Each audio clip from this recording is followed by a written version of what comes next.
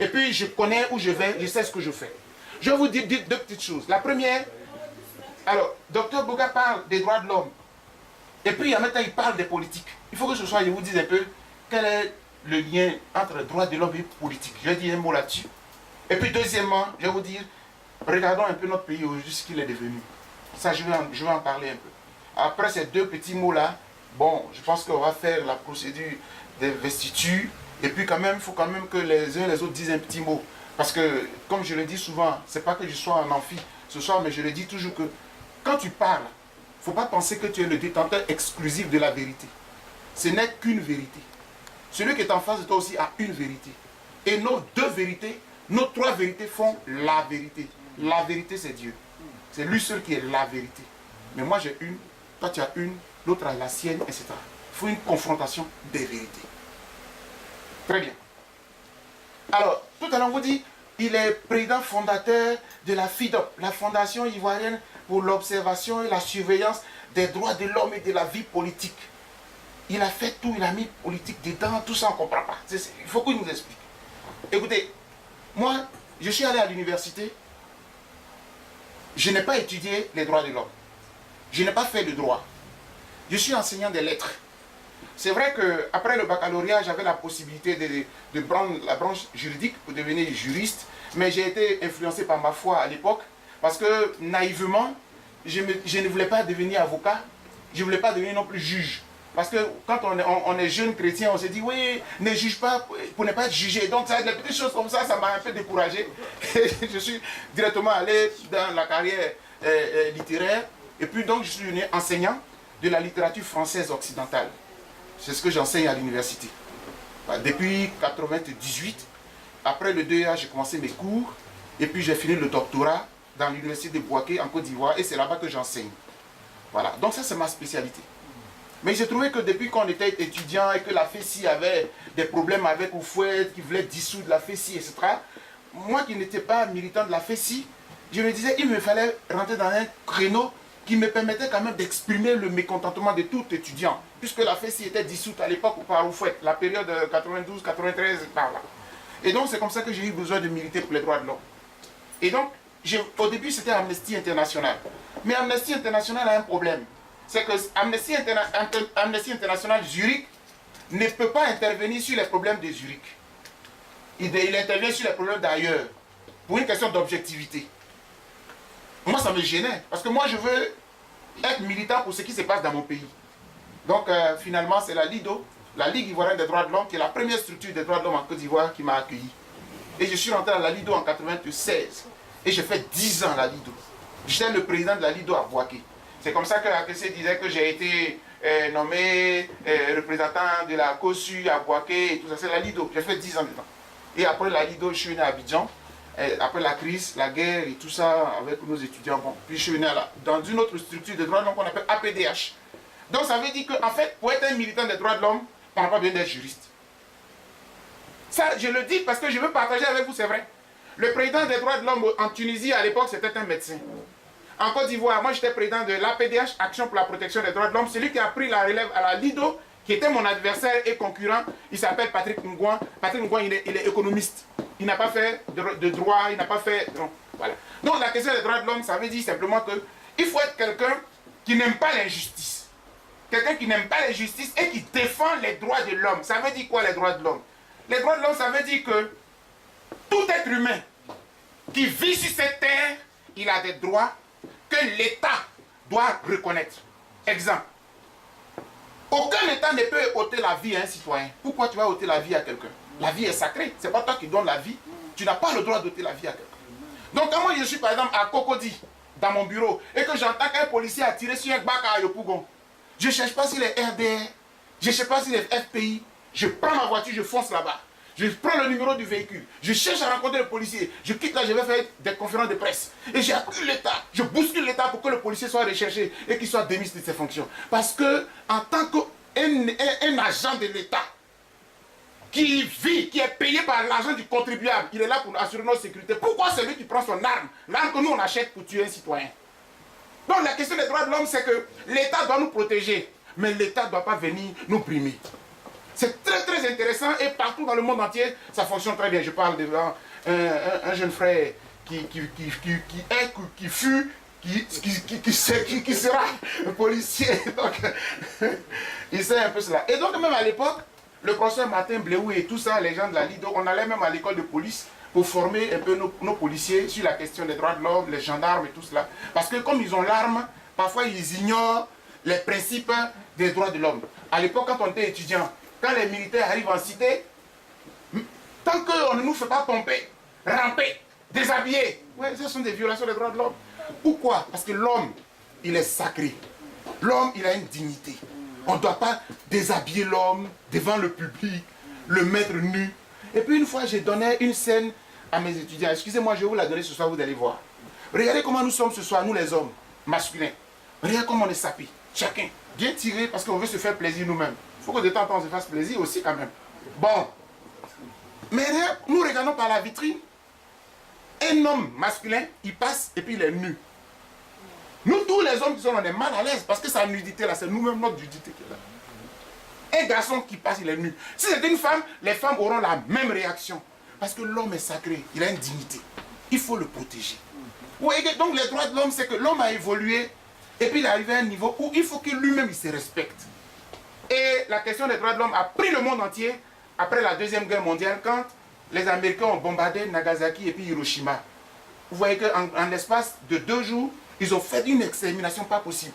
Donc l'ONU a décidé, à partir du 10 décembre 1948, de prendre une grande déclaration qu'on appelle la Déclaration universelle des droits de l'homme. À partir de ce texte-là, dans le monde entier, que vous soyez blanc, jaune ou noir, vos droits sont respectés jusqu'au bout.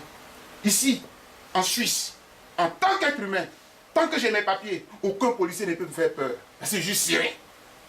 Et puis je parle avec lui parce que je connais mes droits. C'est tout intéressant, chers frères.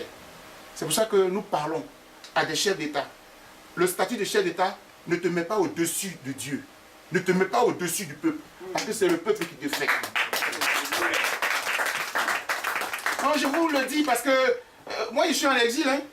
Je vais aux États-Unis partout. Hein. Je n'ai pas peur parce que je suis syrien. Je parle aux Américains. Donc, la question des droits de l'homme est très intéressante. C'est comme un leader politique. Quand il passe aussi, il est en sécurité parce que son parti, il s'est dit, il est un homme politique. Voilà. Mais on va tous être des hommes politiques. Les Occidentaux, quand ils nous parlent de la démocratie, on dit qu'il faut que la démocratie soit dynamique. Une démocratie dynamique, ça veut dire qu'il y a le politique, mais il y a la société civile. Quand la société civile est forte, les politiques font attention. Regardez ce qui est arrivé à Blaise Compaoré. Il pense qu'il est un grand politicien. Le peuple lui a dit, attention, c'est moi qui te fais. Et c'est moi qui te défais. Alors le peuple l'a défait.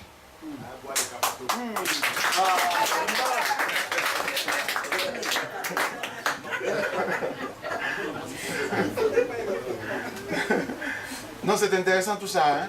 C'est intéressant. On n'a pas besoin toujours d'aller en amphi pour apprendre. Et moi je dis toujours, chers frères, il ne faut pas se gêner. Hein? Autour d'un pot, on peut apprendre. On ne sait pas tout. Moi qui vous parle, je ne sais pas tout. Et chez nous, à l'université, on nous apprend l'humilité. On continue toujours d'apprendre. Même les maîtres, ils continuent d'apprendre. Donc moi aussi, je continue d'apprendre. Donc vous voyez, quand j'ai fini de faire les structures des droits de l'homme, j'ai remarqué quelque chose qui a fait que j'ai créé la FIDOP. Donc après, je suis allé à la commission des droits de l'homme et tout ça. Bref, pourquoi la FIDOP?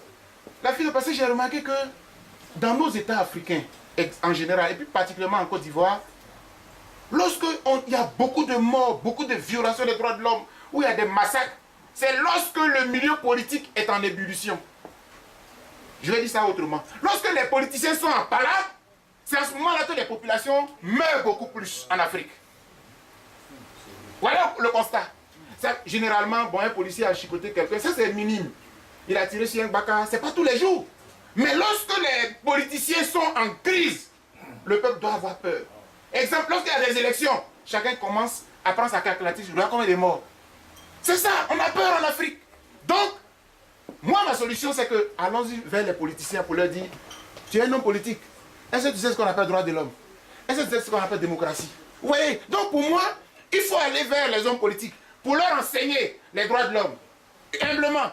Pour leur enseigner ce que c'est que la démocratie. Je me rappelle très bien, et mon cher frère du RDR, vous pouvez vérifier, à l'époque, quand le RDR commençait, je sais qu'ils avaient adressé une lettre à la Ligue ivoirienne des droits de l'homme, dont le président s'appelait Martin Bléou, pour venir leur donner une formation sur la démocratie. et le professeur Baté Bleu avaient assuré cette formation-là. Je suis témoin de cela. Quand on est politicien, il faut se former. Quand on est syndicaliste, il faut se former. C'est pour cela qu'à l'époque, je formais la FESI. Quand elle était dirigée par Serge Kofi, qu'on appelle Soulkou Trémé, c'est quoi c'est ça? Soulkou Trémé. J'organisais des séminaires et puis j'allais sur la cité pour les former. Chers amis, il faut qu'on se forme. Parce que mon peuple pêche faute de connaissances. Oui, par ignorance. Par ignorance. Oui, je passe sous ton contrôle. La Bible, là, je la lis, mais on la connaît. Non, bien sûr. Non, merci. Merci, pasteur. Merci. Donc, j'ai demandé qu'on a créé la FIDOC. Vous voyez? Et regardez comment on appelle ça. Une fondation ivoirienne pour l'observation, pour la surveillance des droits de l'homme et de la vie politique. Maintenant, je vais vous dire, de mon point de vue, et pas seulement le mien, mais la plupart des livres sur les droits de l'homme, il y a un lien entre les droits de l'homme et la démocratie. Lorsque le pays est bien démocratique, lorsqu'il respecte les principes démocratiques, les droits de l'homme sont protégés. Mais lorsque le pays est en danger démocratique, les droits de l'homme sont en danger. Donc il y a un lien entre la démocratie et les droits de l'homme. Et moi, je me dis, si on veut surveiller, surveillons les droits de l'homme, mais surveillons aussi les hommes politiques. Quand je venais de vous dire ça, vous allez peut-être comprendre pourquoi Dr Boga est au cœur de la crise ivoirienne de 2010. J'ai été au cœur de cette crise-là. Mais pourquoi? Parce que les droits de l'homme, ce n'est pas Obama qui l'a dit, ce n'est pas Sarkozy qui le dit, ce sont des principes. Les droits de l'homme, ce sont des mots. Mais les mots là, dans le pays, sont logés. Merci beaucoup, cher frère. Merci, Yakessi. De toute façon, il me reçoit, c'est normal que tu veilles sur ces questions-là. Donc, oui, les droits de l'homme, on ne va pas rester au stade des mots. Les droits de l'homme dans un pays, le premier texte qu'on regarde pour suivre les droits de l'homme, c'est la Constitution. Vous voyez ce que je suis en train de vous dire là, vous allez maintenant comprendre. Hein? Je suis en train d'arriver petit à petit. Hein? Je marche petit à petit, mais je sais où je m'en vais. Le premier texte sur lequel on s'assoit pour dire mon pays doit respecter les droits de l'homme, c'est la Constitution. Donc, quand vous ne respectez pas la Constitution, le militant des droits de l'homme dit, monsieur, je suis désolé, mais vous êtes à côté. C'est ce qui s'est passé hier avec Blaise Compaoré. Il veut modifier la Constitution, les militants des droits de l'homme. Et l'invité sur France 24, pour ceux qui ont suivi France 24 hier, c'était la FIDH, la Fédération internationale des droits de l'homme. Le représentant était basé à Londres, celui qui est intervenu. Les militants des droits de l'homme sont des surveillants. Ils surveillent les constitutions, ils surveillent les dirigeants. Pour leur dire, attention, normalement ça c'est le travail du Conseil constitutionnel. Parce que le Conseil constitutionnel, il est là pour poursuivre le président. Quand le président veut faire tout ce qu'il veut, le Conseil constitutionnel lui dit, monsieur le président, vous allez un peu trop loin parce que selon la Constitution, voici vos limites. Malheureusement, comme c'est le président qui nomme le Conseil constitutionnel, donc entre eux-mêmes, ils se nomment, ils ne se surveillent pas, ils se communiquent. Donc il faut la société civile pour les... Voilà. Et la société civile est à l'aise. Moi, je suis à l'aise. Là où le politicien ne peut pas trop parler, moi, je suis à l'aise. Puisque moi, je suis société civile. Moi qui me gouverne. On va m'attraper. On va m'attraper. Je l'ai dit avec beaucoup de sourire parce qu'Angénor, il le sait très bien avec le représentant du FPI. Parce que hier, quand le président Laurent Gbagbo était là, les amis du FPI, ils me trouvaient un peu bizarre. Parce qu'il y a 2, 3 j'étais à la télévision, c'est moi qui... Ouais, déchets toxiques, j'étais toujours... Et puis c'était intéressant parce que je lui reconnais cela au président Laurent Gbagbo. Parce que j'attaquais le pouvoir, je critiquais le pouvoir, mais il me permettait de le faire et à la télévision. Et pendant ce temps, j'avais des gardes du corps. Depuis le 27 mai 2007, où la FESI avait cassé mes bureaux. Ouais, je vous explique cela parce que nos frères du RDR doivent comprendre que ce n'est pas un partisan qui parle, mais c'est quelqu'un qui est respectueux des principes de son pays. Un président, futur président, doit se soumettre aux principes et aux règles de la société. C'est très important. J'ai tenu à le faire, à commencer par là, pour qu'il sache que mon combat aujourd'hui, qui est dressé tant contre M. Alassane Ouattara, mais c'est parce qu'il est à côté des principes et des règles de l'état de droit. Et je ne peux pas accepter cela. Souvenez-vous, le 4 décembre 2010, quand je revenais de la cérémonie d'investiture de M. Laurent Gbagbo, parce que j'ai choisi d'aller au palais présidentiel plutôt que d'aller à l'hôtel du Golfe. J'ai dit dans tous les pays du monde, quand un président est élu, même mal élu, c'est le Conseil constitutionnel qui le proclame. Pourquoi un monsieur qui est proclamé par la communauté internationale, vous voulez que moi je le choisisse? Pourquoi vous voulez que je le respecte? Si vous pensez que Laurent Gbagbo n'a pas gagné, mais faisons un troisième tour. Si vous pensez qu'il n'a pas gagné, mais recomptons les voix. Vous ne pouvez pas faire le minimum pour me convaincre qu'il a gagné, M. Alassane, mais vous voulez l'imposer. Aujourd'hui, je le subis. Mais je ne suis pas sûr qu'il a gagné l'élection de mon pays. Donc je le combats. Je n'ai pas besoin d'être politicien pour ça. Le monsieur est président sur quelle base? On dit Laurent Gbagbo n'a pas gagné. Ok, mais lui, comment vous savez qu'il a gagné?